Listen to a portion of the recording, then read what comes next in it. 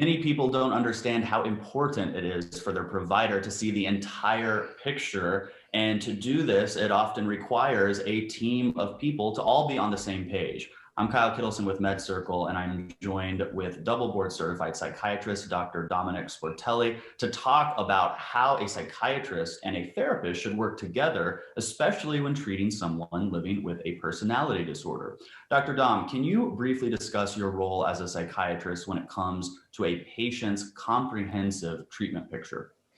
Absolutely, Kyle. And you're bringing up the absolute gold standard treatment for a personality disorder, and that is the psychiatric component and the psychotherapeutic component. And I'm going to take it one step further, actually. I think that when it comes to personality disorders, I don't want to necessarily say that one is more important than the other, but I will definitely say that the psychotherapeutic intervention is heavily weighted in this ratio. But as a psychiatrist, I'm a medical doctor, right? So when we're assessing somebody for a psychiatric diagnosis and we're doing a full workup for a psychiatric diagnosis, we always first and foremost, as medical doctors, want to rule out any medical problems that could potentially be causing a behavioral problem. And a lot of people don't realize that there are a lot of things that make us physically sick, but can also make us emotionally unwell, right? There are seizure disorders, for example, head traumas, neurocognitive issues, right? There's everything from hormone imbalances or, things like thyroid conditions or blood sugar conditions. So being a medical physician, you're always going to rule that out first. And then what we're going to do is we're going to go on to really take the time and understand someone's full medical and psychiatric history and come to a solid diagnosis. Mm-hmm. And, you guys know I've said this so many times, but I could just continue to drive this point home that when it comes to behavioral health, diagnosis is so incredibly important. So as a psychiatrist, you really want to kind of hone in on that diagnosis so we can recommend the appropriate treatment. So as a psychiatrist, what we're going to do that full evaluation. We're going to come up with a really solid and accurate diagnosis. And then in the state of a personality disorder, in the case of a personality disorder, we are going to collaborate. There is going to be a team effort because someone with a personality disorder like borderline will undoubtedly absolutely need psychotherapeutic intervention. And, you've talked about dialectical behavioral therapy, for example, which is the gold standard. And we would collaborate with a psychotherapist that specializes in this and potentially even at the same time start a medication. Right? So we're going to work together. And the idea is, as the psychiatrist, to closely monitor the medical aspects of care, the medications, side effects to the medications, interactions to the medications. These individuals might be on other medicines for asthma or diabetes or high blood pressure. So you really need to have that medical background to make sure that the medicines are not interacting or causing other problems for this individual. But again, the mainstay is going to be therapy. Right? So when you collaborate with a psychotherapist, it's just the greatest thing in the world, because what we're trying to do is give that gold standard treatment. So what we're going to do is maintain frequent contact, especially to monitor safety for the patient, to monitor progress, and to make sure that we're on the same page with regard to, any questions that the psychotherapist has about medication management or medical issues, and myself having questions and concerns about what I might see from a psychotherapeutic standpoint. And I might want to confer with the psychotherapist who specializes in that. So it's truly a team approach. I have Crohn's disease as well as depression, and I didn't have a psychiatrist really take my Crohn's disease into account until I was in my late 20s. And it was very interesting to learn about the overlap in symptoms between depression and when I have an active Crohn's disease. Mm-hmm. And I wonder in my life if at times I was treating Crohn's when it was really depression, and I was treating depression when it was really Crohn's. And so I can attest firsthand at the importance of all of the doctors or therapists or professionals understanding the patient's full medical history. When you're in the therapy room, you tend to talk about therapy related topics, but that doesn't mean you don't bring up all of the impacts that are going on in your life. What was I going to ask you? Oh yeah. what are your thoughts on psychiatrists who also do therapy? I think it's great. I think it's amazing, actually. You know, I think general psychiatry is kind of like being a general practitioner, though, right? So what my analogy is your family doctor, right? Now, don't get me wrong. There are psychiatrists that specialize in certain things that have extra training above and beyond. However, I do think that someone that is trained in dialectical behavioral therapy, in this instance, for example, will really have that clinical focus and clinical acumen to really take that patient to the next level. I think that, certain psychiatrists do that. They take that extra training in the psychotherapeutic world. And, part of psychiatric training, Kyle, I don't know if people realize this, but, so a psychiatry residency is 4 years after medical school. And my entire third year, one full year was all psychotherapeutic training. But I'll tell you what, though, even though I spent that entire year only doing psychotherapeutic training pretty deeply and intensely, I certainly would not consider myself a specialist in dialectical behavioral therapy. And I would not feel comfortable doing that. I would, however, feel very comfortable with the medication aspects and the medical aspects. And that's why I think a team approach is really important. Yes. What could go wrong if a medication prescriber such as yourself and a therapist are not on the same page? I think that's disastrous, especially for a personality disorder. Mm. Kyle, just by nature, right? The way we're talking about personality disorders and borderline personality disorder, it's confusing and scary and frustrating as it is. Now, imagine you have two individuals who are trying to help you that are not on the same page with treatment recommendations and protocol and how to go about it. That's a complete disaster, right? People that have borderline personality disorder have difficulty trusting people. They have difficulty developing rapport. People with borderline personality disorder tend to split. They split providers. It's part of their coping strategy where they'll idealize somebody and they'll sort of, make someone else seem like the enemy or the bully.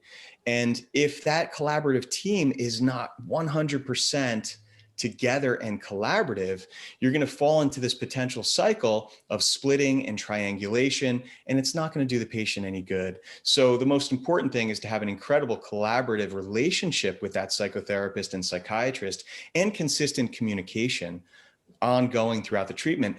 The other thing that I want to say too that I think is very important is that a lot of psychiatrists and psychotherapists find it challenging to treat people with borderline personality disorder because, again, by nature, it's a very hard diagnosis to work through and treat. And sometimes the patients can be difficult. Their personalities can be really hard.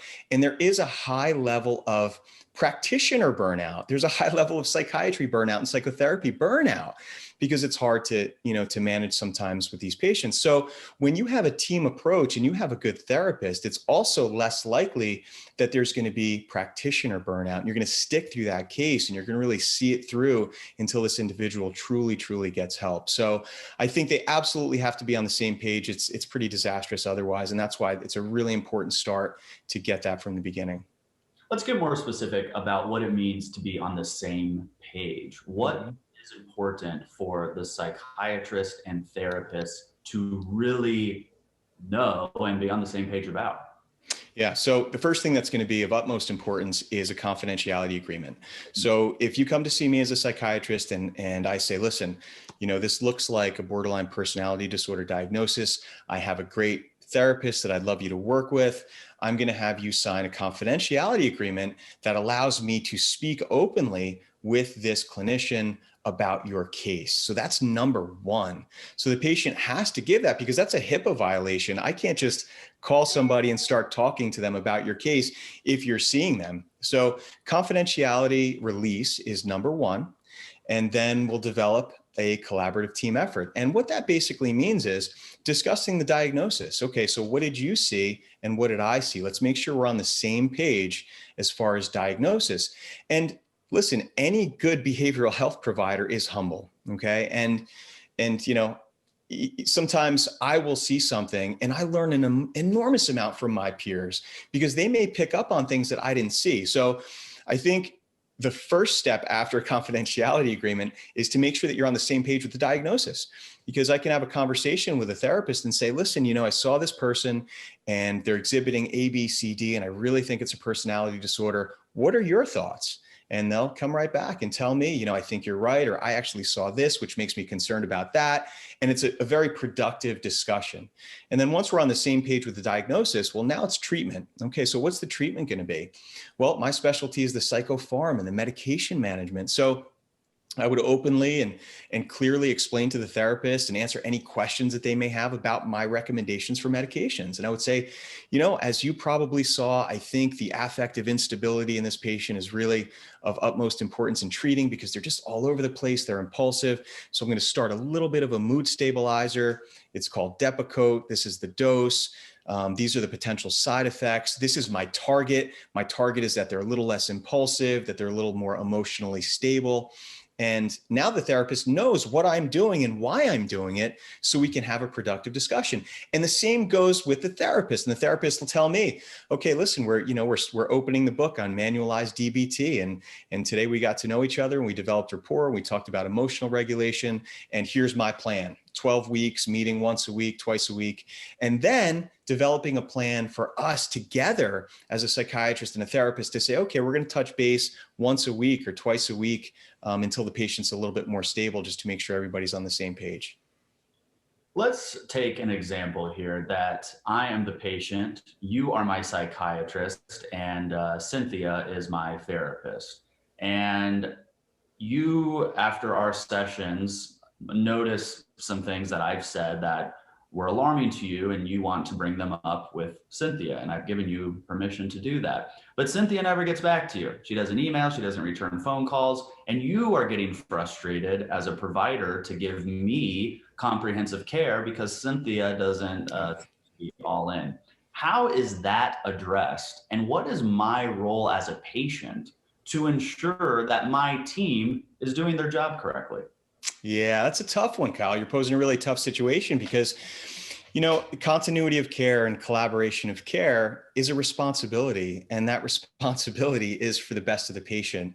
And, if I'm trying to foster a good relationship between you and I and do medications appropriately and really just take your care to the next level, and I'm concerned about something, especially a safety concern, right? If there's a safety concern, maybe you verbalize some suicidal ideation, maybe you're involved in some self-injury that I'm concerned about.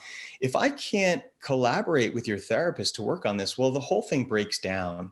So I would continue to try to contact the therapist as much as I could through various methods.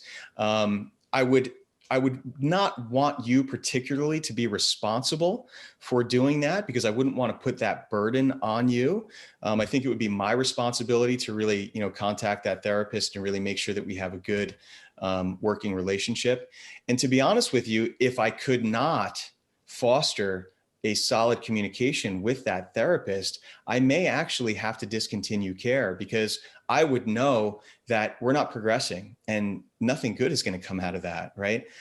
So we'd have some options, and I would tell you exactly that, that we may have to terminate care, or I can certainly take over this care, or maybe you can consider seeing another psychiatrist or another psychotherapist. But it's very, very important to have a team collaborative effort. The other thing is that if there's safety involved here and things start to get a little tricky with, self-injury, the individual might need a higher level of care at this point. And that's why outpatient care is a little bit tricky, because exactly what you brought up, right? If I can't contact the team members, then the care is really just going to disintegrate. It's going to fold. So that's why we have programs like intensive outpatient programs or partial hospitalization programs, because everyone's in one place. And Kyle, if you're hurting yourself, then I'm going to recommend, look, we don't have good communication with the current team. I think it might be a good idea to enroll in an intensive outpatient program where the psychiatrist, the psychotherapist, the social worker, the group therapist, everyone's there, and they're going to work on your case and then progress. And that might be the best option there, because safety trumps everything. I mean, safety is paramount. So if there's a safety concern and I can't get in touch with the therapist, we're really going to potentially either have to take it to another level of care or think of something else. You, in many MedCircle series, have talked about the importance of being an empowered patient, and for caregivers and parents being an empowered provider and supporter for your child. How would you suggest that individuals and families ensure to the best of their ability that their medical team are working together and truly are on the same page. So as a family member, I think there's a fine line of boundary issues, and I think it's important to address. So as a family member, being as educated and supportive as you can be personally with that individual, I think is tremendous, right? So again, we're talking about borderline personality disorder. Understanding the disorder itself will take less.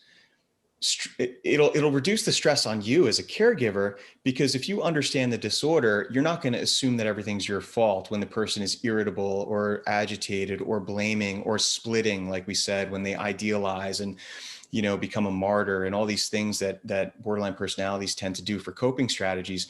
That can be very, very, very hard by definition, by diagnosis, on family, on relationships, on spouses. So the more you know about it, the less burden it's going to be on you, because you understand it and you understand that this person is struggling. So I think it'll offer you some empowerment in that regard, which is good for your mental health as a supporter and, as a caregiver and loved one, number one. Number two, you can ask to be involved in the care in the sense of being, again, involved in that confidentiality HIPAA agreement where the patient can say, look, you can speak to my mother, you could speak to my spouse, you could speak to my son, whoever it may be, to collaborate, right? And that could be very important because let's just say, Kyle, you're coming in for treatment and you allowed me to speak to your spouse or your girlfriend, your boyfriend, or whoever's involved in your life, or your mother, whoever. Say you stop showing up for treatment. Let's say that I'm concerned that you're not taking your medications appropriate. Let's say that I'm concerned about your safety. Now I have somebody that I can talk to and say, hey, I noticed that at this session, Kyle was really withdrawn. He seems to be self-injuring a little bit. I noticed some scratches. What are you seeing at home? Right? Now you can have that collateral information to help understand the case, because when you're seeing someone for an hour once a week, you have family members and loved ones that are seeing them for a lot more than that. And they might give you a lot of insight into the case and also help you understand if they're progressing or not doing well, which would change your care. It would navigate your care. So as a loved one, you can certainly be involved. When I initially said that there could potentially be a caveat to that as a boundary issue is, sometimes family members can be too enmeshed and a little too involved, and that could be a problem. So again, there's a little bit of a fine line there. I think being educated and supportive and provide information and, be part of that team if you're needed and necessary, maybe for group therapy or family therapy or for information, I think that's amazing and incredible. But, don't forget, as family members, sometimes we think that we can Google stuff and treat people, and it's so much more complicated than that. So don't get down on yourself when you don't understand something. And don't think that just because you're a family member or a loved one, that you're responsible for providing like psychotherapeutic intervention, because that's complex stuff, especially with personality disorders. Absolutely. Dr. Dom, thank you for your time today. And if you are watching or listening to this and a question is bopping around in your head that you would love to ask Dr. Dom, join us tonight for our live panel of MedCircle psychologists and psychiatrists. This is not therapy, it is education, and that type of education can lead you in the right direction for yourself and others. Join us tonight using the links below, or join us and register, and we will send you a recorded replay of tonight's live panel. Thanks for being here, Dr. Dom. I'm Kyle Kittleson. And remember, whatever you're going through,